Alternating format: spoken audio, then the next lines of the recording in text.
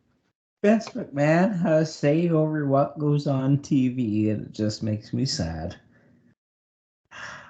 Fuck you, Vince McMahon, and your greasy hair and your Diego mustache. I like the mustache actually. Oh, fuck off! He looks like he looks like evil. he paid hush money. He looks evil. like he definitely paid hush money. He looks evil. It's perfect. Honestly, they should like just get him back on TV. He looks like he used discount shoe polish to dye his hair, his eyebrows, and his fucking mustache. Like that's Side note, and I'm sorry to interrupt your segment, but did you guys hear the interview? Him and I can't remember who the head of Endeavor is, but they were talking about the sale. I think it was sometime WrestleMania weekend. They did an interview with somebody. He sounds 10 times better than he did the last time we saw him on TV. Remember when he was doing the fucking the egg thing at what was it, Survivor Series or whatever the fucking yeah, you could barely understand any word he was saying. This one he sounded like very intelligent and very intelligible. Well, that's because he's not playing the McMahon character. And he dyed his hair with shoe polish, and he doesn't want people to understand. Like, his fingerprints were all over Monday Night Raw. He's set to be running SmackDown, whether it be live or over fucking video conference. Like, he can just fuck off.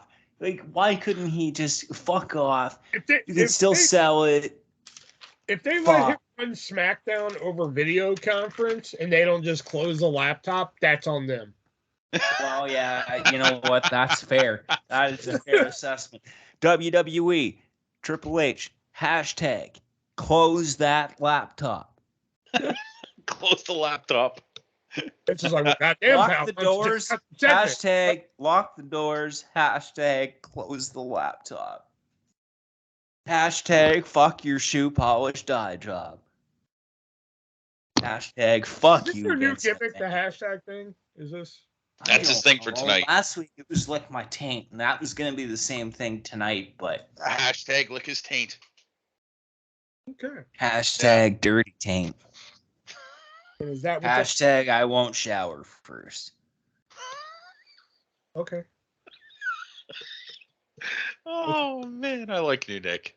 Every week Nick gets more interesting. All right. So that was what was up Nick's ass here. We're gonna get into the 2-night WrestleMania Goes Hollywood. But before we get to that, we gotta give a quick shout out to the great people over at MoviesRUSA.net, where you can head on over and pick up some hard-to-find TV shows and movies that have either never been released on physical media before, or movies that are hard to find on physical media, or stuff that's on streaming services that they don't release on the physical media and such. And you can head on over there, and they'll put that on Blu-ray for you, DVD by special request, for movies only, not TV shows, for a great reasonable price. And if that price just isn't reasonable enough for you, you can use our checkout code, that being 3-way, the word or the number. Use either one, because both of them are going to save you 50% on your purchase. And you can head on over there and pick up stuff like the entire series of Lucha Underground, because if you're listening to this, obviously you're a wrestling fan. So if you want to get the entire series of Lucha Underground, you can get it for 50% off. Plus, Canadians, you're our top listener. If you guys love Corner Gas Animated, boom, you can go over there and get the complete series again for 50% off. Spend over $50 in America. You're going to get free shipping. Don't want to spend that much? That's okay. $5 shipping. And he ships fast too. You want it even quicker? Boom, $7.50. That's all it costs. And overseas, like I just said, Canada, #1 listener. Plus there's France and Hungary and Germany listens, and United Arab Emirates, which that one's still okay. I mean, not a lot of people listen there, but hey, they're listening. You know, Guten Tag. Yeah, that's Germany. Hola. Praise Allah. That's fucking. Ciao. That's Japan. Just stop. Ciao is not Japan. That's Italian. That's sayonara. What? Anyway, just shut up. Ciao isn't Italian either. Yeah, it is. It's goodbye. It can be goodbye, but ciao is also used in French. See, that's Anyway. For you overseas people that unfortunately that spend $50 get free shipping trick that unfortunately doesn't work for you, but you can still use moviesarusa.net and you can use that checkout code 3-way and save yourself 50%. That may help you with that little shipping charge right there because it is expensive to ship overseas and or out of the country. So head on over to moviesarusa.net. There's over 3,000 titles to choose from. Like the first season of an upcoming podcast we're going to do here, The Last of Us, coming soon to podcast services near you, so you can check that out. And over 3,000 titles more. Go over, check it out. MoviesRUSA.net.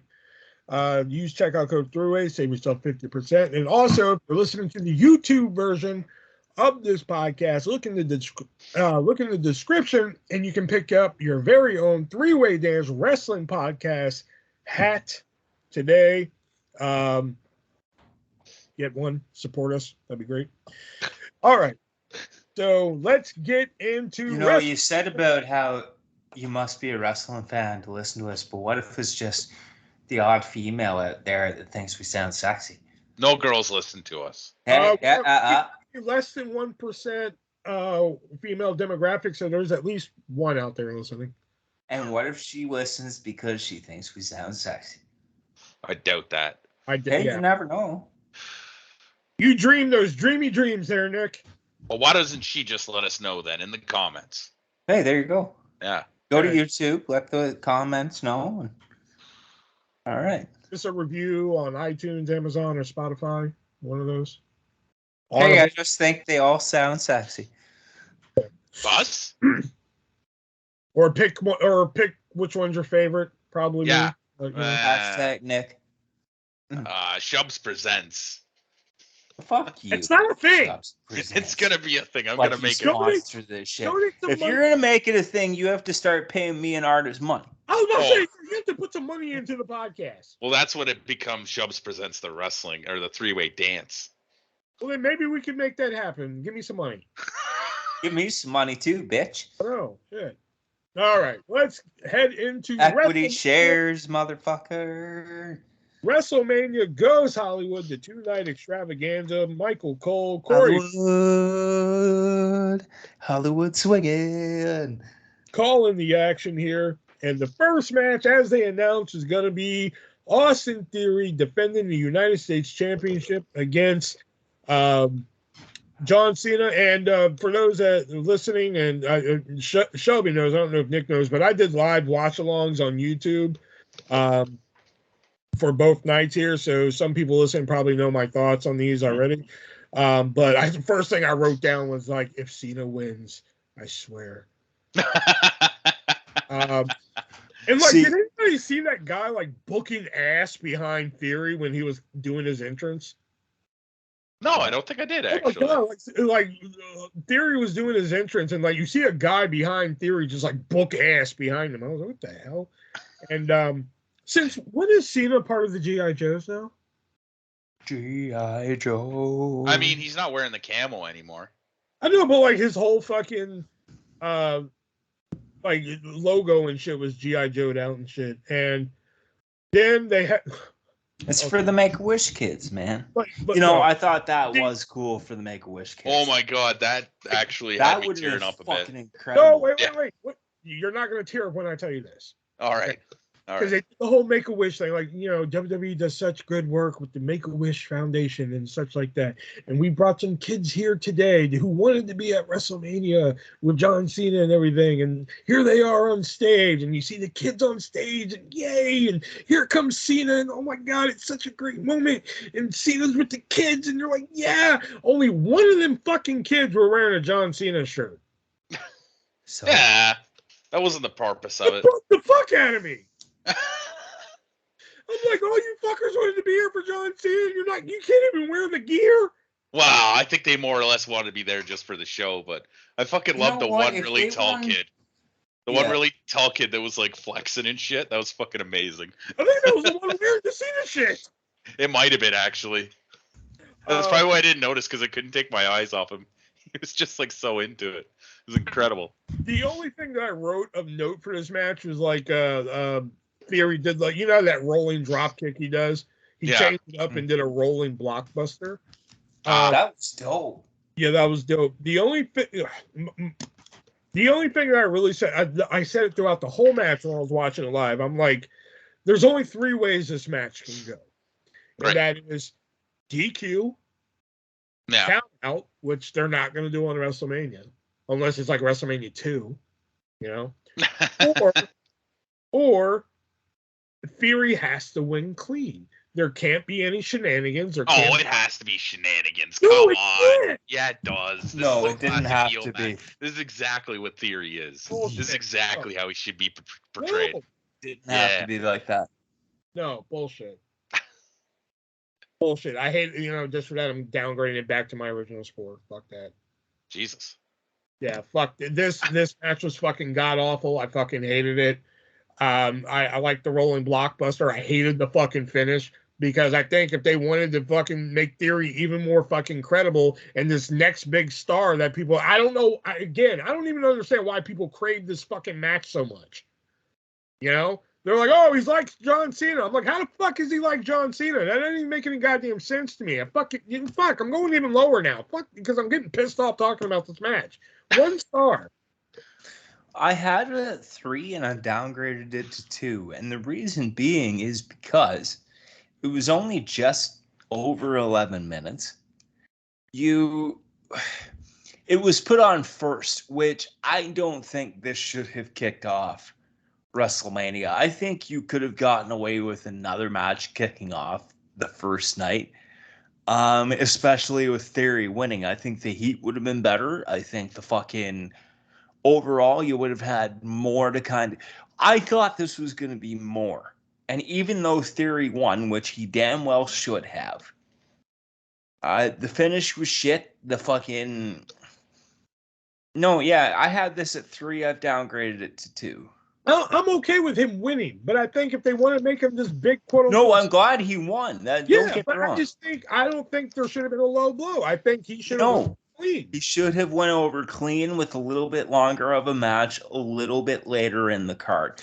You could have opened this show with Seth Rollins versus Logan Paul, and I would have been perfectly fucking fine with that, and swapped the places of them. What do you think, Shelby? I told you guys last night that you were going to disagree with one of the matches on night 1. This is the match of the fucking weekend. I loved every single second of it. Cena hit the notes that he should have. Austin Theory got the fuck finish in the end.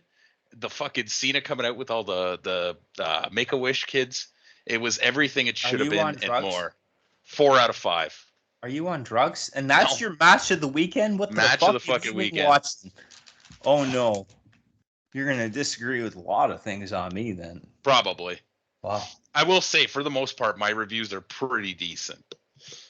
But this definitely got the highest score for me. I fucking loved it. This was dog shit. I was just like, great. We're off to a great start. And you know what? They didn't go outside of the ring once because they didn't fucking have to. They didn't need to. Again, that's fine. But they did the finish wrong. No, that was perfect. No. Theory's a heel. It'd be like MJF winning fucking clean. MJF shouldn't win clean. Theory should. MJF should win clean to give him credibility. You're not a heel when he does cheat. It's like, what the fuck? Why did you cheat?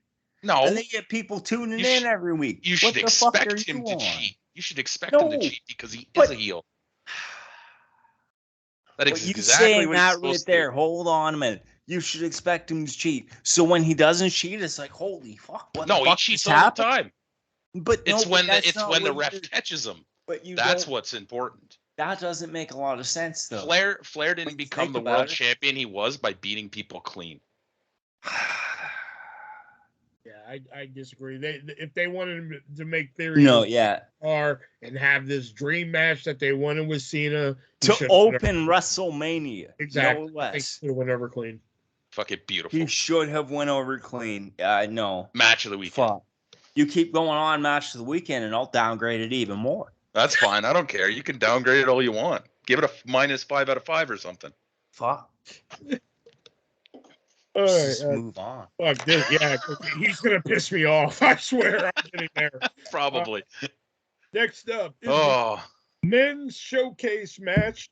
Alpha Academy, Street Profits, Viking Raiders, and Braun Strowman and Ricochet, which that I can't get behind this tag team. No.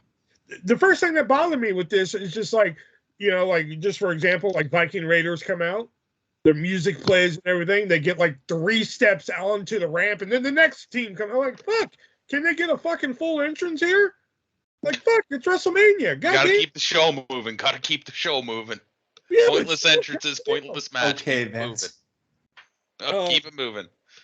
And then there was one part where, like, I think somebody was locked in a submission, and Michael Cole's like, he's reaching for the ropes, but there's no DQ. It won't break it. And I'm like, then what's the fucking point of the tags? Yep. I love the springboard by Ivar. And you know what? Did they just hire back Sarah Logan? Was the phone call to Sarah Logan like, hey, Sarah, we want you to come back, and this idea that we have for you is we're going to put you with your husband in the Viking Raiders, and all we want you to do is we just want you to pose at certain times. How's that sound? Because that's seriously all she's done since she's been back. I did like Titus O'Neil consistently throughout the entire match referencing to Otis as Big Sweaty Otis. Big Sweaty Otis. I did like the rolling German suplex on Braun by Gable. Mm-hmm. That was sweet. And, I saw the Tower of Doom spot coming. I was just like, oh, boy, here we go. Well, on that note, sorry to interrupt, but the Tower of Doom spot, and there was that little patch on Otis's ass. Did he shit himself? I don't know. I don't know if it was shit or that just sweat. I don't know. Yeah, but I mean, there's swass, and then there's that, and that looked like more than swass. Yeah. Like sweaty ass. That looked more than swass because, like, oof. When I saw the Tower of Doom spot, I was just like, oh boy, another Tower of Doom spot. But I'll give them credit. They at least did something different with it. Mm-hmm. I wasn't happy to see it, but I was just like, okay, they at least did something different with it. And holy shit, Dawkins hitting fucking Strowman on the floor. God damn. I see that coming, and I fucking loved it. I like the finish too. It was a fun little match. Did it need to be on WrestleMania? Probably not. See, that's the problem I'm having with like WrestleManias the last 3 years. Why don't they do a kickoff match anymore? No, it's just 2 hours of fucking promos and video packages and shit like that. I get it. You can have your videos and promo packages and shit on the pre-show, but like, fuck, can you throw us a match on there? Like, please? Fuck. But overall, I did enjoy this. 3.25 star. I only gave it 3. Overall, I enjoyed it. It didn't need to be there. There were some sloppy bits. Otis did look like he shit his pants. I'm not saying that's a bad thing, but like, holy fuck, dude. It probably is a bad thing. Shit your pants. Well, yeah. If you shit yourself, that's not really professional. It sucks. I think it happens sometimes in matches, but yeah, no, 3 stars. Like, I mean, there wasn't anything specifically to write home about, but also like the Street Profits did well, and so yeah. It's one of those matches. Gable with that suplex, holy fuck. Yeah. It's one of those matches that, like, it didn't need to be there, but you're not mad that it was there. Yeah. Well, I don't know. What do you think, Shelby? Modern match with a lot of moves and little story. Not my thing. 1 out of 5. Gotcha. You should be fucking slapped. Theory versus Cena was your match of the fucking weekend. Hell yeah, man. That was fucking great. Fuck. So well done. Only at 4 out of 5. What the fuck did you watch? I know. Hey, if the main event... I have one match coming up that I'm just like, oh my god, what did he give this match if that's his fucking match of the night? If the main event at night 2 didn't happen the way it did, it probably would have been my match. There's a couple matches I'm like, what the fuck did he watch? Because like I've got some very good reviews for some matches coming up here. And speaking of good reviews, next up it is Seth freaking Rollins taking on Logan Paul. There we go. Great entrance for Logan Paul, minus the Dancing Prime logo, but I get why the dancing felt kind of flat. I don't know if it's because the arena wasn't mic'd properly, but it felt like nobody was reacting to it at all. Oh, and there was a sign that said Logan Small. I thought that was kind of funny. And I just wrote down, goddamn, Logan Paul is so good. Great buckshot lariat. I swear, can we call Adam Page and just be like, you can't use that anymore? Yeah, I think we should. I think it should be retired. Or I think Logan Paul's the only one that should use it. Great springboard into a moonsault by Paul. Great gut wrench by Paul. He did that great. Insane athleticism by Logan Paul, man. Nice pin attempts. Like, they showed that Logan Paul actually has some fundamentals. And shit. He kept doing those pin attempts. Even though you could see it coming a mile away, like, you knew exactly what was going to happen. The table spot was great. That's the way it should be, though. If you take that long to get up to the top rope, your opponent should move. You know what I mean? Otherwise, why aren't you just pulling him into the plus, they even made it make sense, though, because, like, he even spit the prime drink into the air, which gave Seth, like, that... The time, to pull, second, to pull the KSI guy in the way and make it look natural, where Logan's like, oh, shit, I didn't see that, you know? I do think KSI had enough time to move out of the way, but that's besides the point, really. Yeah. That's a small thing. I will say Logan Paul did have one little crack of weakness here, and that was his GTS was a little sloppy. Hey, he's still new. He's still green, basically. Everything else, though, is yeah. It was a great false finish. Nice super kick from Rollins. I fucking love this because, you know, Logan Paul is just, goddamn, just give up whatever fucking else you're doing. Go ahead, keep your little prime drink going, but fuck your podcast. Fuck whatever else you're doing, dude. Because, like I said, fuck him as a person, but him as a wrestler is good, especially if he's a heel. I could give I've said it once, I've said it 1,000 times. Fucking Logan Paul as a social media megastar, I could give a fuck less about. But him in the WWE ring, fucking sign me up, man. 4.5 stars. I love this. I gave this 5 stars. The first 5-star rating I gave throughout the weekend. I fucking loved all of this, every fucking bit of it. Right down to all of it. The KSI stuff, the fucking conductor for Rollins, fucking Logan Paul's entrance, all of it. Every single bit of it. 5 fucking stars. Fuck yeah. And if they didn't sign Logan Paul to another contract, all of them should be fucking taken out back and shot. God damn. That's a little harsh. We went from licking taints to just taking them out back and shooting them. Like, if you don't see how Logan Paul can make you a fuck ton of money, then I don't know why you're in the business. I mean, yeah, good match. Logan Paul just continues to impress, and he's even a better heel than a babyface. I think being a heel is just more natural to him. Yeah. I didn't really care for Seth's entrance, but that really doesn't say much on the match. I'm just sick of the Everybody in wrestling, and like they mentioned this on the experience and stuff too. Everybody in wrestling now has like an so that people can sing to it. It's fucking weird. And that entrance was so drawn out too. I gave it a 3. Sorry. You gave it a 3? Yeah. Yeah. Okay. It was good. I know, like they announced that conductor as like somebody like official, so I'm just like, they paid this guy money. Yeah, he's probably like, Jesus Christ. Yeah. And there was definitely an audio track though too. Even though I loved the fact that it was conductor, there was definitely an audio track over that. Yeah. You could hear it. Yeah. Next up, we have the 6-woman tag team match, Damage Control, taking on Becky Lynch, Lita, and Trish Stratus. And first things first, I want Dakota Kai just in or around my mouth. Okay. Like, what the fuck? Are Becky Lynch, Lita, and Trish just like in Sin City now, the movie? Yeah, they're like superheroes or something, I think. What the fuck? Great springboard drop kick by Io. That was nice. Nice missed tag spot by on Lita's turnbuckle and shit.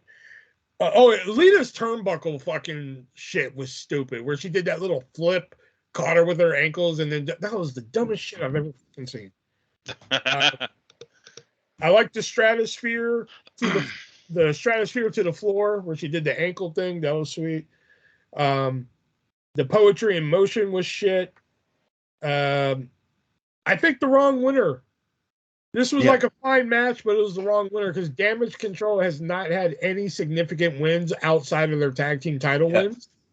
It was a fine match. Like, I had fun watching it. You know, it was nice seeing Dakota Kai bounce around shit. I like me some Dakota Kai. But it was a fine match. You know, it was good to see Trish and Lita again. You know, let them get their time in the sun, time to shine again. 3 1/4. But wrong winner. I give it 3 with wrong winner. Like, I mean, it wasn't bad, but it was definitely the wrong winner. There was no reason Trish, Becky, and Lita needed to win this. Yeah. But here we are. This is the match that I think would have been better off on Raw. Oh. I got pretty bored during this match. It kind of felt like the equivalent of like Brock Lesnar, Kurt Angle, and Undertaker taking on Big Show in the World's Greatest Tag Team. It was 3 main eventers on one side, a main eventer on the other side, and then a tag team. It was just kind of weird. It didn't feel like there was a whole lot of story here other than Becky Lynch watched Trish and Lita face each other when she was a kid, so now she wants to team with them. It was okay. I gave it 2 out of 5. Next up, probably one of the greatest builds for a feud I've fucking seen in a long time. Think so? Rey Mysterio taking on Dominic Mysterio. And the only reason I say that because like I like the like Dominic like and the only reason I say that now is because I like the Dominic like showing up at holidays fucking with Ray, which I was like, okay, that's funny. But when he walked out of his Hall of Fame speech, I was like, that's a level 1000 fucking move. Oh wow, I didn't know about that. Yeah, like Ray came out and he was just like, when he walked out of the Hall of Fame speech, that was amazing. Ray came out and he was like, wow, thank you guys so much for that. And then you all of a sudden you hear boos and you're like, what? And they cut to like Ray and Rhea or Dom and Rhea just walking out. It was I was like, oh my God, that is fucking genius. Like they even did it here too. Like, wow. Oh my God, it was a fucking level 1000 move. I was like, the build for this is just so good. And then Dominic's entrance at fucking Mania was just. That was ridiculous. Oh that my was God, great, but it was ridiculous. That was great. That was great. As if they'd actually pull him up in a paddy wagon. I fucking loved it. Again, level 1000 fucking move. And apparently this match is brought, you know, beating your son is being sponsored by Cinnamon Toast Crunch. Yeah. Why this match? Could have been any other match. Beating your son, sponsored by Cinnamon Toast Crunch. Yeah. And why is Mommy on his tights? Can you put like Dom or something? Does Mommy have to be on this man's tights? I get the whole like that's his mom. I get that. It has to be his tights. You know? And there, Eddie comes out, or Eddie, fucking Ray comes out to Nothing But a G Thing with Snoop Dogg, which okay. Then they play Viva la Raza. I was like, we're still exploiting Eddie, huh? Yeah. Mm-hmm. That's what his whole career has been since Eddie died, really. I'm sorry, but it's true. Every like fucking couple months, he's like, yeah, well, Eddie would think. And it's like, dude, come on now. You're just going through the same thing over and over again. Although they showed the promo and there was a point where fucking Dominic said, I wish I was Eddie's son. That fucking cracked me up so hard.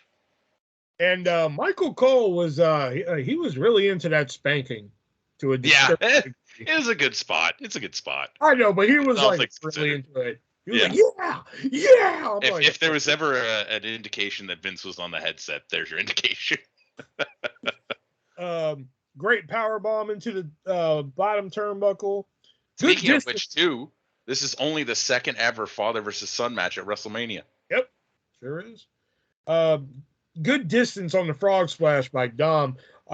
This was a lot of fun. I love the entrance from Dom. I thought the build to it was good. It wasn't like a home run of a match. I still enjoyed it for what it was. 3 3/4 stars. I gave this one 4. I really enjoyed this much more than what I thought I would. They involved Angie and Aaliyah perfectly. The fucking Even having Legado del Fantasma and then Finn Balor and Damian Priest come out, like all of it. I really enjoyed this. Time out. And then Bad Bunny.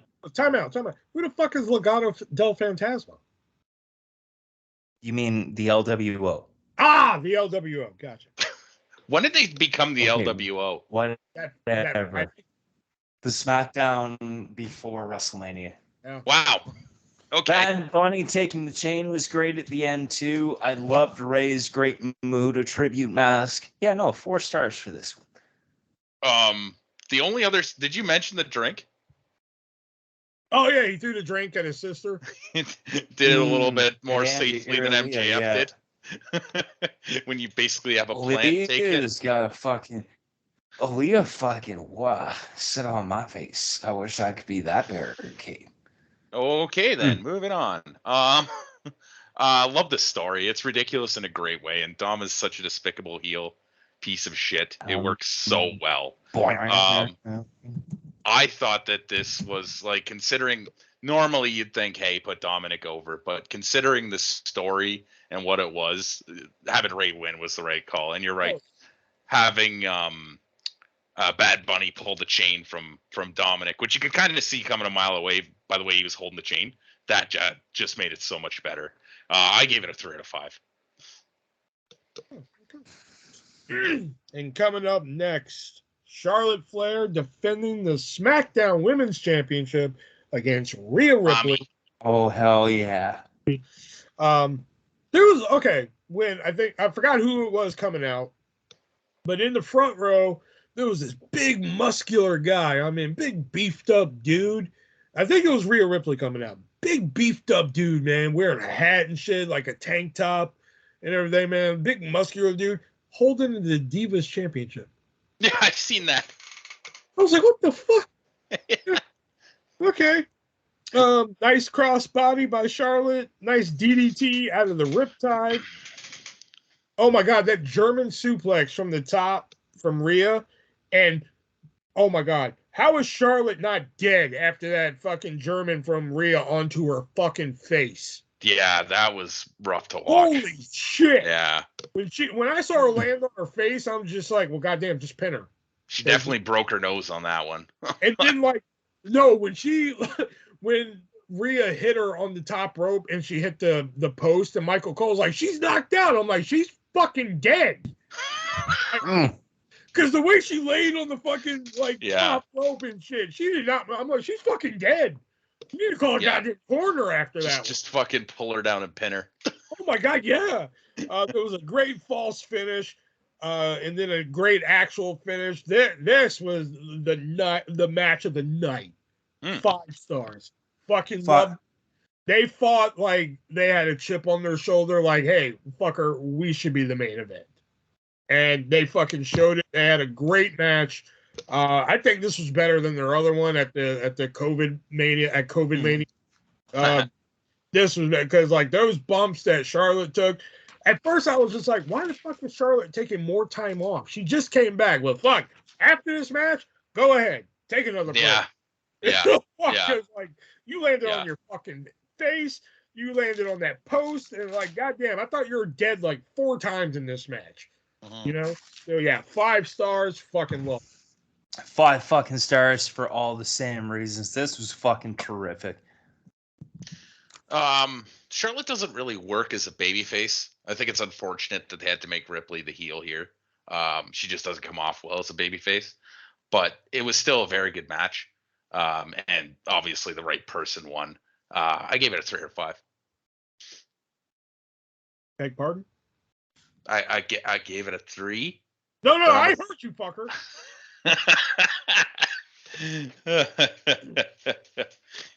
Next up, before our actual main event, we actually get a impromptu match, which is The Miz, who apparently claimed that he put out an open challenge. But Snoop Dogg said, oh no, we're actually going to do that open challenge. And Pat McAfee comes out, and what the fuck? Okay, I know Michael Cole's been married for like a long time, but I'm really starting to think him and Pat McAfee have something going on. Because like whenever Pat McAfee comes out, man, he fucking lights up like Christmas.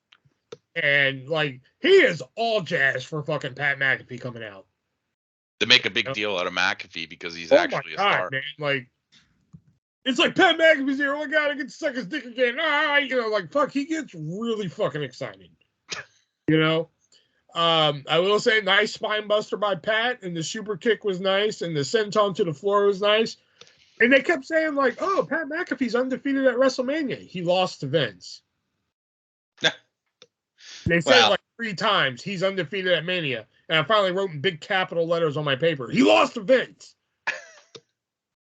Right. For what it was, 2 stars. Not because it was shit, but because, it was just basically Pat hitting some fun little spots and shit. Mm-hmm. So 1 star for the exact reasons. Fuck that. A waste of my fucking time. Okay. I didn't write anything down for this. It was okay. It was there. It was used as like a cool off point. But it was fine. 2 out of 5. Okay. All right. And now the actual main event. Excuse me. Usos defending the Undisputed Tag Team Championships against KO and Sami Zayn. And how did there was Sami was running towards the ropes and Jimmy pulled down the rope. And how the fuck did Sami not see that low bridge coming? He looked right at it. Too much momentum, I guess. Oh yeah, and can that fucking referee in that match could he be any more fucking tan? I don't remember. Christ. Was he a carrot? Oh my god, yeah, man! Like fucking Christ. Good flip to the floor by KO and frog splash. He did the flip to the floor and then came right back and did a frog splash. Brain buster on the apron. Jesus Christ. That'd been one of them spots where all right, Will, we're gonna brain buster you on the apron. I'm like, yeah, it doesn't work for me, brother. Just about any spot they do on the apron, I'm like, no, not gonna happen. And then I saw, I forgot who it was, but they were taking apart the Spanish announce table, and I just wrote down that poor Spanish announce table, man. But then they broke the American one, so I was like, all right, so I crossed that out. Yeah. And again, another great series of false finishes. We're about one more match away from being false finish-a-mania here. But overall, they told a good story. I did like the perseverance of Sami and KO here. Pretty good. So 4.25 star. Match of the fucking weekend. 6 fucking stars. Jesus. Probably the best tag team match I have ever fucking watched. Everything it needed to be and more. That's what I've got to say about that. Holy fuck. Wasn't my favorite match, but it did what it had to do. It was good. This will be probably the only time I ever say this. I feel like this should have been a no DQ lights out match, and it shouldn't have been for the tag team titles because I don't think Kevin and Sami really needed the tag team titles.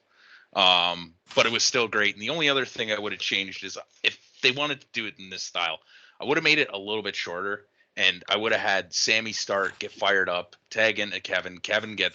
They get the heat on Kevin, and then Sami finally makes that tag. I know they did that anyway, but they did the Sami getting beat up first, which I don't think was really necessary. But yeah, I liked it. It was 3 out of 5. Okay. All right, now we're moving on to night 2 of WrestleMania.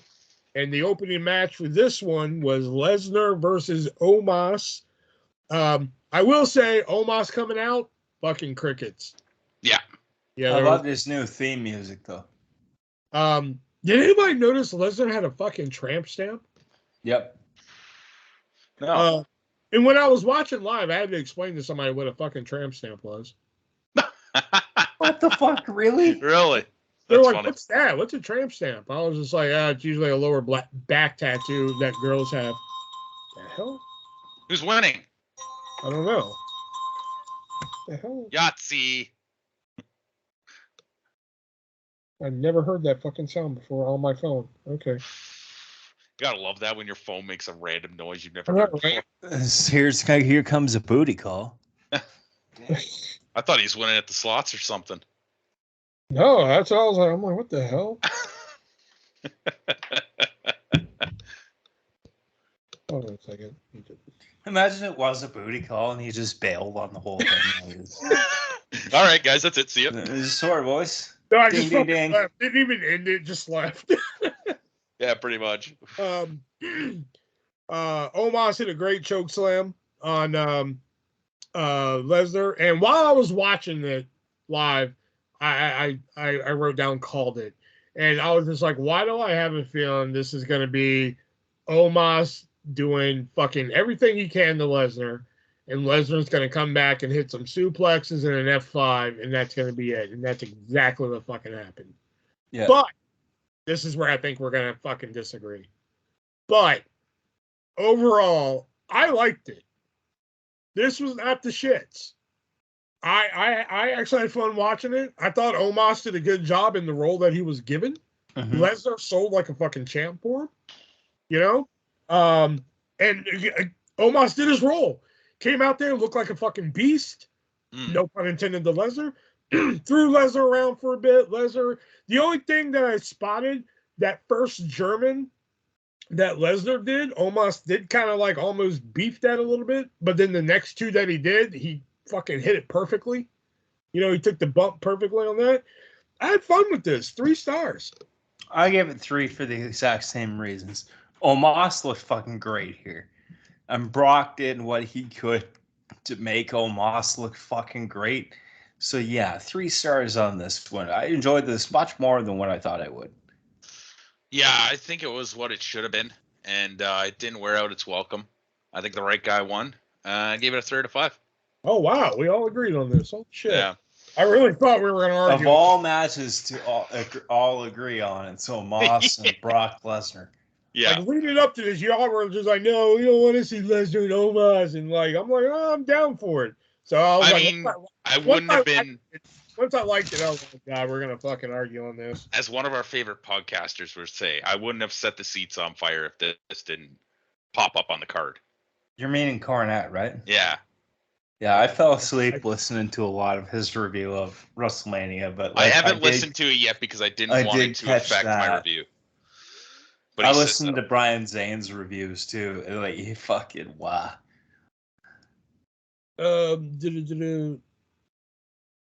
Okay. Next up is the women's showcase tag team. Raquel Rodriguez, Liv Morgan, Shayna Baszler, Ronda Rousey, Chelsea Green, Sonya Deville, and Natalya and Shotzi Blackheart. I will say Shayna Baszler had the cool eye makeup. I like the little lightning bolts and shit. That was pretty dope. Matt Cardona is a lucky man. Okay. Great. Yeah, Chelsea Green was looking good. Mm-hmm. Great under what did I put? Great undershot drop kick by Green. What did I undershot? Whatever. Nice power bomb to the floor. Oh yeah, I like the Sonya and Chelsea did like this DDT shin kick combination.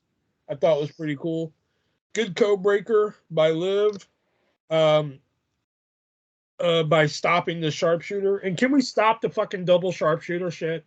Yes, please. Dear God, please. I was having fun with this until I noticed something. I was like, okay, everybody's getting their shit in. You know, like Liv's getting her little shit in. Raquel's getting some shit in, her little spinning elbow and shit. Natty's getting some shit in, her double stupid fucking sharpshooter. And then I'm noticing something. I'm like, where is Shayna and Ronda in all this? Yep. You know, I'm like, where are they? Everybody's getting their shit in. Shotzi's getting some shit in. Chelsea, Sonya, they're all getting their shit in. You know? Then, Ronda sneaks a tag.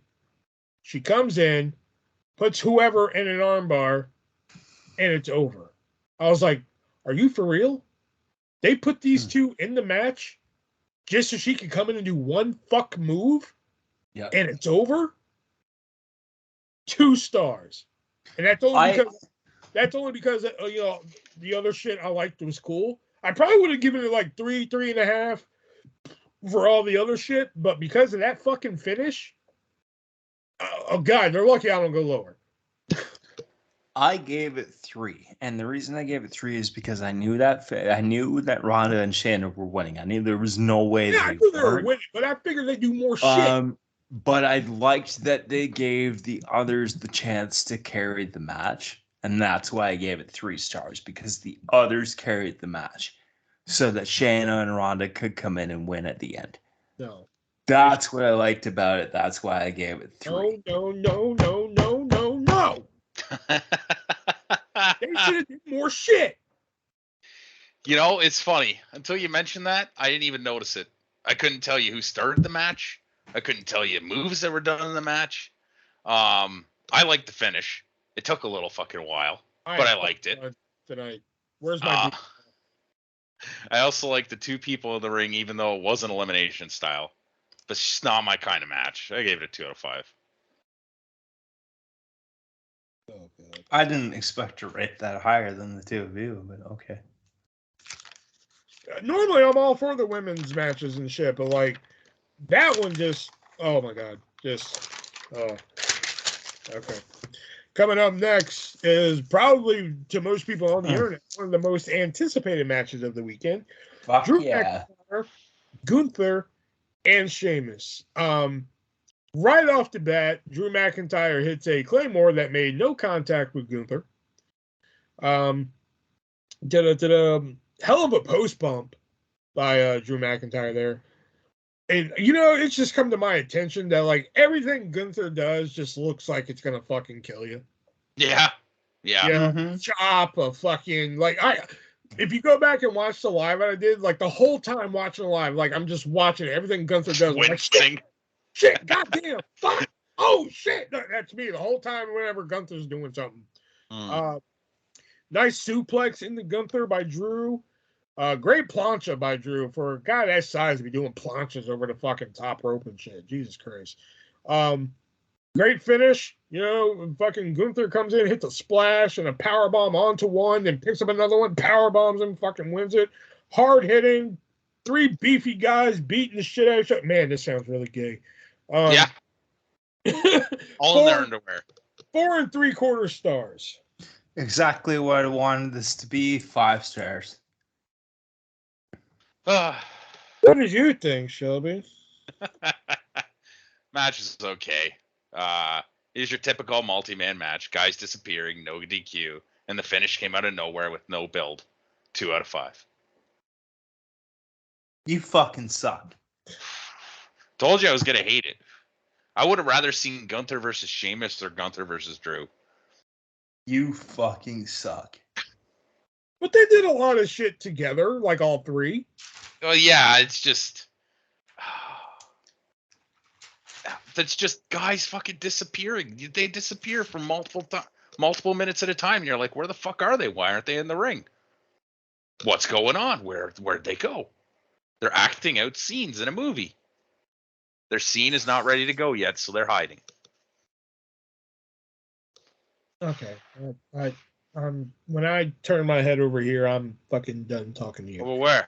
Yeah, this way. I can't see your head.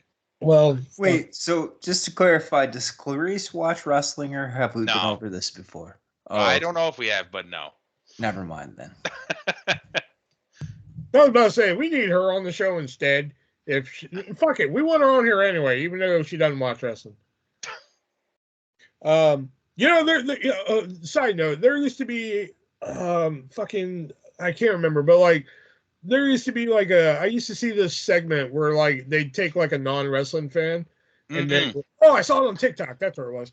YouTube used to have them too, I think. But like it was, I see on TikTok this boyfriend and girlfriend, like the girlfriend doesn't watch wrestling and the boyfriend will hold up pictures of like a wrestler and tell her to name them and see what she comes up with. We should do that to your sister. That'd be fucking hilarious. Like, you know, like, all right, Clarice, who's this? And she's like, I don't know, Glory Man, and it's like Sergeant Slaughter. Hulk Hogan, Mr. America. Wait, what? All right, coming up next, it is Asuka challenging for the Raw Women's Championship against Bianca Belair. Did y'all hear the story about the little girl dancing with? The one that folded her legs up over her neck, and the fact that her mom had died like shortly before that? Yeah. I heard that. I was like, oh, fuck, what? I felt I so felt bad like when I heard that. When I was watching live, I felt like the biggest dick because like I was watching the entrances, like Asuka comes out and it's like 4 fucking probably NXT stars under the Asuka mask is dancing. Then like the dancers come out for Belair and they just keep going and going and going. I'm like, can she fucking come out already? Like, fuck, I don't want to see all this bullshit. Then the little girl comes out and folds her, the contortionist, folds her, like, oh, like, fucking whatever, get on with it. You know? Get on with it. Then I hear that story later, and I was like, "Yeah." Contortionist is the one whose mom died. Like, yeah, what? I'm like yelling at this poor girl through my TV, like, "Fucking move out of the way, let's go." On live. Yeah. Enough to make you fucking cry. Oh God. Thanks, kid. Yeah, good spine buster by Belair. Great reversal of moonsault by Asuka. And goddamn, that powerbomb on the floor. Shit, man. Good drop kick by Asuka. Decent middle rope suplex by Belair. She kind of fucked that one up a little bit. Sweet neck breaker by Belair. And I did like the glam slam into the turnbuckle. I thought that was pretty good. This was another match that I'm like, the wrong person won. I thought Asuka had her name all over this one. But overall, I enjoyed the match. 3 3/4 star. 4 stars. The only reason it's not higher than that is because it was the wrong winner. Asuka should have won this, especially the way they built her up. But overall, the match was fucking great. So 4 on that one. Not bad. Another great showing for Belair. I still don't like the EST or the stupid hair, but it's really hard to say that she's not one of the top women out there right now. No matter how much I don't like her, she's really good at what she does, except for that stupid happy dance to the fucking ring. I always think about how pissed you got at fucking Saturday night's main event where I started doing the Bianca fucking dance all drunk and shit. And you're like, what the fuck are you doing? Now that she's changed her character, what are your thoughts on Asuka? I mean, if she can keep it serious, I'm interested. There's always going to be masks are fucking dope. They are, yeah. And like, there's always going to be that kind of like childish demeanor to her, I think, because that's kind of how Japan is. But if they could keep her serious and maybe just keep her off the mic, I think that's probably good. But I gave this match a 3 out of 5. Oh, okay. We have another Miz and Snoop Dogg. Oh my God! And I like how Miz is just like, how dare you put me in an open challenge yesterday? And Snoop's like, oh, so you want to do it again? And he's like, no. I just like Snoop's delivery on that. Like, oh, so you do it again? I'll do it again. And then we get the return of Shane McMahon, who we never Here comes the money in. After, the Royal Rumble incident and everything, and by the time this sentence is over, he's torn his quad. He pulled a Kevin Nash. Oh my fucking God. So, so I originally wrote down Miz versus Shane, but they had to pull a quick audible and make it Snoop Dogg versus Miz. And while Snoop Dogg's people's elbow that they spot called about 8 times where we could hear it, at least his people's elbow was better than his splash in AEW. Yeah. Just for their ability to fucking pull an audible that fast after Shane pulled his quad like that, 1 star. Yeah, that's where I'm at. Like, they were lucky to pull an audible like that. Holy fuck, that was bad. 1 star is being generous. I actually didn't rate this, but just for like how great of the reaction that was had when fucking Snoop knocked the shit out of Miz, and then the people's elbow that he fucking pulled off. Oh, you know what? I'll give it a 3. Fuck it. It was fucking amazing. It was hilarious. Just Snoop Dogg's first match, and he beats the Miz in like 5 seconds. That was fucking incredible. All right, coming up next is Edge versus Demon Balor inside Hell in a Cell. And I have 2 questions right off the bat. 1, where the fuck is Gangrel? Yep. 2, And 2, what the fuck is Edge wearing? Yeah. 3, when the fuck was he known as Brood Edge? Yeah. And finally, Balor changes the makeup up some. Thank God. How long's it been since he did the Demon? 2019. Yeah, wow. Whenever that Extreme Rules match was with Roman Reigns. The Fiend. Wasn't it? 2020. I thought it was the Fiend he lost to in the. See, I thought it was too, and that's Yeah. why I said 2019 because that was he lost. Whenever he lost to Reigns in that Extreme Rules match, where like the rope magically fucking broke when he was going for the coup de grace.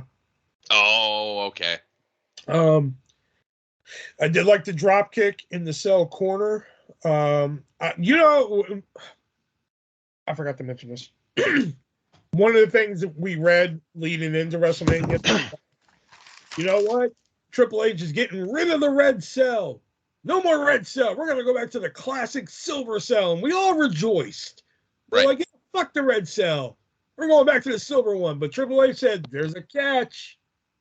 All the weapons other than the ring, we're painting them fuckers. Yeah. That was fuck. We're going to pick them red and purple and shit. So, can't have your cake and eat it too. But I did like the table spot by Balor. That was cool. Hey, Balor, catch. That's what I wrote when he threw that ladder at him. And apparently that busted him open to where they were like, hey, we need to stop a Hell in a Cell match. Yeah. Ladder off the Impaler was nice. And I like how I've seen, you know, maybe 30 fucking Hell in a Cell matches, and that platform that Balor climbed up to has never been there before tonight. Expect it to be there from now on. You know, I just wrote so they can jump off it and do moves. I wrote there just happens to be a platform there, eh? Yep. You know, I was actually looking forward to this because, you know, I know Shelby doesn't like it that much. Depends on the situation, but I was like, oh, sweet, man. They're going to have weapons, and this is going to be fun and shit like that. I got to admit, this is fucking dog shit. I was not feeling this. And then, like, when he hit the concerto, I was like, okay, you know, sweet. How's Balor going to get out of this? It was over. I'm like, beg pardon? Like, that's it? That's how we're ending this? Like, this I guess so. This blood feud between you two, and that's how we're going to end it? Like, y'all did a couple chairs and kendo sticks and a mist table and one table on the floor and shit. Like, that's how we're ending this? Like, fucking, yeah, I'm downgrading it. I did have it at 2.5. I'm giving it a 2. I have this one at... Hang on a minute here. Got my notes all fucked up. 2.5. I didn't like the painted weapons. I don't like the use of weapons in Hell in a Cell simply because you're already in Hell in a Cell. Hat on a hat. Why do you need all these additional weapons? I'm okay to fucking win you this match? Not only that, though, I don't feel like this necessarily needed Hell in a Cell. And even though they used the original Hell in a Cell that's not painted red versus the other one, it just fell flat. Yeah, like I say, 2.5 on this one. Yeah, not my style of match. I realized during this match the wrestlers aren't wrestlers anymore. They're just actors acting out scenes from movies with how long they take to do certain moves. I gave it a 2. I think it was a pretty reasonable 2. Yeah, because like I said, I was gassed with going in. Because I like the weapons in Hell in a Cell. I know you two don't like them, but like I like it because, you know, it's hell in a cell. You know, and yes, I know they've done Hell in a Cell matches without weapons. I know that. But, you know, fuck, if you're going to dance with the devil, you might as well lead. You know? So I was like, hell yeah, but it like Nick said, it fell flat. Couple chairs here and there, kendo sticks. They did like one table spot outside and the ladder, the impaler off the ladder. And I'm like, fucking really? Like, did your fucking cousin come up with these ideas? Like, what the fuck? You know? Like, all right. And now it's time for the main event. Oh. of night 2 here, or all of WrestleMania. Roman Reigns defending the Universal Undisputed WWE whatever title against Cody Rhodes. And hey, the Cody Vader is back. And what the fuck were those people playing on the piano? I don't know, but I loved the fact that Cody gave his weight belt to fucking -1. Oh, and side note, -1 been released from his AEW contract for appearing at WrestleMania. That's a joke. Like, as if you made a joke out of that. Like, come on, I almost cried when I saw that. I was like, oh fuck, it's -1. Tony Khan was like, "How dare you appear on WrestleMania, fuckface?" Yeah, I have him signed to a contract. Fuck you. But yeah, I was like, "What the fuck?" And somebody told me like, "Oh, they're playing Roman Reigns' theme on the pianos." I was like, "That sounds nothing like Roman Reigns' theme." Yeah, that's what it was. Okay. Did the refs look at Solo? Oh yeah, the ref looked at Solo. Like Solo did something on the outside, and the ref looked at him like, "Hey, wait a minute." Did you? Was it when he whipped him with the weight belt or something? Yeah, I think so. Yeah. Hit him with the weight belt and put it down, and the ref looked over. The weight belt wasn't there before. Like, wait a minute. I think you did something. Yeah. And he was like, and then he kind of like looked back at Cody and Reigns, like right before he looked back, he was like, "I'm watching you." You know, like, that was good. You had, yeah. Yeah. Great clothesline sell by Cody. I always loved the clothesline sell where they fucking flip. Like, do that inside flip. Rikishi. Like Rikishi. Yeah, Rikishi always did it the best. Yeah. He was like 500 pounds. Yeah, exactly. There was a sign in the crowd that said "Tribal Cheese," which I don't know. Interesting. Cody hit a pedigree, and that 3 count cut it really fucking close. Sweet Superman punch. Like, the Superman punch he hit was really fucking sweet. I marked out for it. And I was like, no, not a ref bump. No.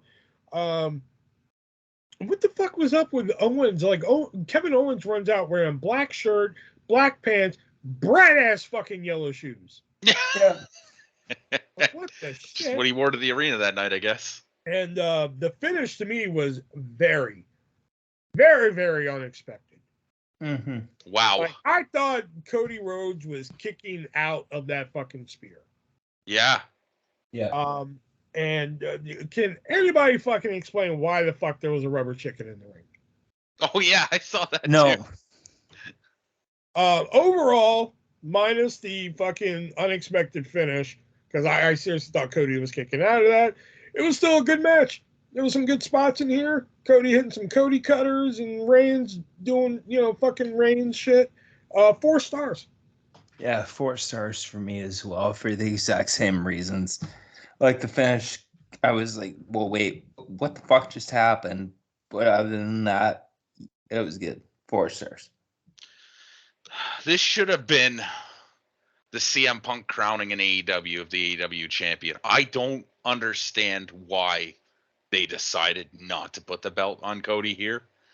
And watching Raw, I kind of thought, I guess they'll just do it at Backlash. And then the main event happened. And I'm like, I guess that's not happening. The match was good, but holy fuck, that finish. It should have been Crossroads cover 1, 2, 3. That's all it needed to be. I don't know why they fucking went the way they did, and it fucking pissed me off. I was gonna rate this a 5 if he won, but I downgraded it to a 3. Fucking just stupid. Because they want Reigns. They want Reigns to go past 1,000 days. But why? They had the perfect. And who beats him? Who's next? He's beating everybody now. Gunther's a heel. Doesn't matter. Yeah, it does.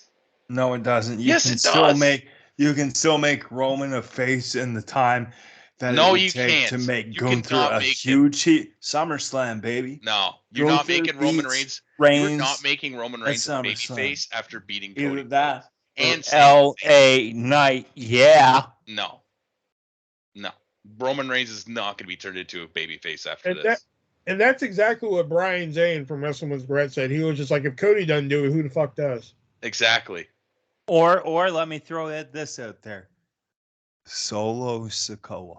No, he's not even close to World Championship ready yet. Okay, what about this? My old reliable, Cameron Grimes. Okay, Jey Uso. No, Jey Uso isn't either. Jey Uso can't beat Roman Reigns. If Cody can't beat Roman Reigns and Sami Zayn can't beat Roman Reigns, neither of the Usos are going to do. We're just going to skip Well, right. I can buy Sikoa, but no. So No. we're just going to skip right over Cameron Grimes, eh? Yeah. LA Knight, yeah. He's a fucking heel. Oh, fuck, it just pissed me off. It shocked me. I was speechless for like a couple minutes because I was just trying to process what happened. The finish that everybody thought was coming didn't come. And it's like, what? It's like fucking Lex Luger at SummerSlam. And Vince McMahon somewhere was just like, ha ha ha ha ha. Was he? Because he was part of the whole push in the first place. Such good shit, pal. He was the one who wanted to push Cody. I don't get it. I still don't get it. I will never get it. It was like a girl blowing you, and then right before you fucking come, she's like, "I'm gonna leave," and she just yeah, exactly. This is why I can't write for wrestling websites. Okay, so Backlash. Who the hell challenges him at Backlash? Nobody. It's going to be Cody Rhodes versus Brock Lesnar. So they're going to go to Puerto Rico and they're not going to have a Universal title match. It's going to be Cody Rhodes versus Brock Lesnar, and then Bad Bunny and Rey Mysterio versus Dominic Mysterio and Damian Priest. People are going to fucking light the seats on fire if they don't. I don't think so. There's going to be another stabbing in Puerto Rico. Yeah. Oh. What, too soon? No, it's been like 30 years. Actually, it's been more than 30 years. It's been like 35 years. Like Dominic Mysterio's entrance, Auschwitz getting all fucking pissed and shit. That fucking entrance was a gas, man. I mean, it was fucking fire. God damn it. Never mind. So overall, on a scale of 1 to 10, what do we give WrestleMania 39? 8. I gave night 1 an 8 and night 2 a 7. I'm sticking with a 7 just because of how Cody and Roman finished. Fuck that. For the 3 matches that I did not like, I'm going to deduct the 3 points, so I'm going to say a 7. There we go. That was our review of WrestleMania 39, an eventful week of wrestling here. Now we're going to move on to a review of Stand and Deliver. Yep. 0, 0. 0, 0, 0, 0. There we go. Done. Man, go watch the ladder match. I didn't watch it. So we are going to move on to Shelby's Today in Wrestling History. Shelby presents. Where he presents us with some wrestling events that happened today in wrestling history, which kind of fucked up because we record this on a Thursday and y'all hear it on Friday. So, but, whatever. Y'all get the idea. See, you even said presents, so it's officially a thing now. All right. Fuck this segment this week. All right, now it's time for a pick of the week. Wait, what about the fact of the week? You're just fucking fact of the week too? Oh yeah, we can do Nick's fact of the week. Fact of the week, Nick. Do your fucking Today in Wrestling History, Sheldon. All right, I got 3 again. All right. So 3? What the fuck? Yeah, man. Well, do you want just 1? I'll give you just 1. It should be just 1. 3. Fuck you. Just do all 3. God damn it. April 6, 1997, WCW presented Spring Stampede. And you know what Spring Stampede's known for? Stampeding of spring? Booker T accidentally calling Hulk Hogan the N-word.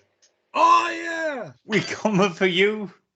Yeah. Hulk Hogan. We coming for you, nigga. The main event saw DDP defeat Randy Savage. On April 6, 1984, Ken Patera and Mr. Saito are arrested in Wisconsin following an incident where Patera threw a rock through a window at a McDonald's restaurant window after being refused service due to the restaurant being closed. Later that night, the two would be convicted of assault after 13 officers tried to arrest them in their hotel. One of the officers suffered broken teeth, a concussion, and a ruptured appendix. Both men later served 2 years. And if you watch, serve me. We're closed. But why won't you serve me food? If you watch the AWA Tales from the Territories, they talk about this moment. It's pretty fucking hilarious. Oh my god.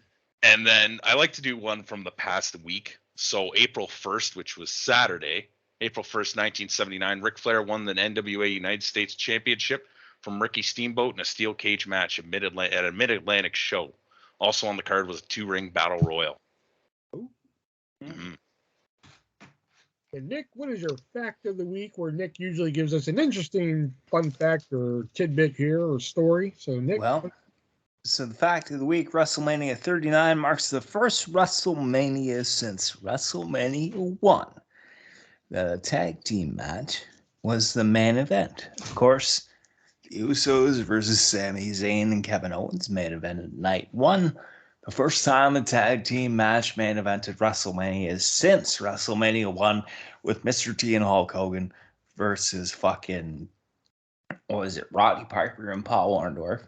Oh, wow. Not to mention, it was the first time in history that the tag team championship main evented WrestleMania. That was the fact I heard, because I was like, I swear to God, somebody said this was the first ever tag team match. It was tag team title match, and I completely forgot about WrestleMania 1. Well, that wasn't a tag team title. No, that was tag team, but at first I heard tag team match. Second tag team match, first tag team title match. Yeah. All right, and no after game this week. Like I said, y'all had a supersized episode here, so we're gonna move on. Supersized. So we're gonna move on to our vintage pick of the week, which is usually something we think you should seek out and go watch, whether it be a match, a show, a promo, something. So, Shelby, what's your vintage pick of the week? WCW Nitro, August 3rd, 1998, Rey Mysterio versus Chris Jericho. Oh. So my vintage pick of the week is Raw musical chairs. Eugene served as general manager for the night. It was early 2004. Basically, it was Jerry Lawler, Jonathan Coachman, Stacy Keibler, Chris Jericho, Ric Flair, and Tyson Tomko participating in musical chairs. And it's fucking magnificent. Yeah, I'm surprised Eugene was able to show up for that. Oh. Wow. Shots fired. Yeah, fucking no-showing bald bastard. And my vintage pick of the week actually comes from Saturday. On the pre-show of NXT Stand and Deliver, it was Chase U taking on the Schism. It was I don't know, the fucking Duke Hudson and in Chase U thing has just been fascinating to me, and that fucking match was outstanding. It featured The Rock's daughter, Ava, aka Simone Johnson, and her debut match. Fucking Thea Hale is just a fucking ball of fire. The whole dynamic with Duke Hudson, like, what the fuck? Why won't you let me in the match? The Schism, I went back and watched it twice. It was just, it was so good. You know, they do the whole, like, oh, is Duke Hudson going to join the Schism thing? And so good. I highly suggest checking this out. If you check out any match from Stand and Deliver, I think it should be this one or the women's ladder match, but this one above all, I think, go check out. It was a lot of fun to watch. This whole Chase U thing, I'm really into. You know, I like the Chase U thing. The C-H, what's that spell? Chase U. I fucking love it. Oh my God. All right. There's the bell, so we know what that means. That signifies the end of the Three-Way Dance Wrestling Podcast this week. Next week, we can tell you that we are going to be doing a very special episode. That is, we've done them a long time ago, so we're going to bring them back. We're going to be doing one of our special fantasy drafts episodes, but this time there is a catch. Excellent. We can only draft wrestlers who are no longer with us. Dead. They passed away. Ooh, yeah. Yeah, so we can only draft wrestlers that have passed away to create our ultimate wrestling companies here. So if you want to hear a wrestler drafted that's not dead, go out and kill him. Yeah, you know, we really wouldn't. Actually, no, don't do that. Don't do that? Okay, don't do that. Unless it's like Abdullah the Butcher. Go out and kill him. I don't care. We're not going to draft him anyway. Yeah, I know, right? Or Carrie Cross. Grant Cross isn't dead. Well, neither is fucking. Yeah, okay, fair enough. He's dead to me. Fair enough. Yeah. So we'll be doing that next week, of course, with all your favorites. It came from eBay, 3-word dance, all that good shit. So for Nick and Shelby, I am the Artist Version 1. Till next week, guys, be breezy.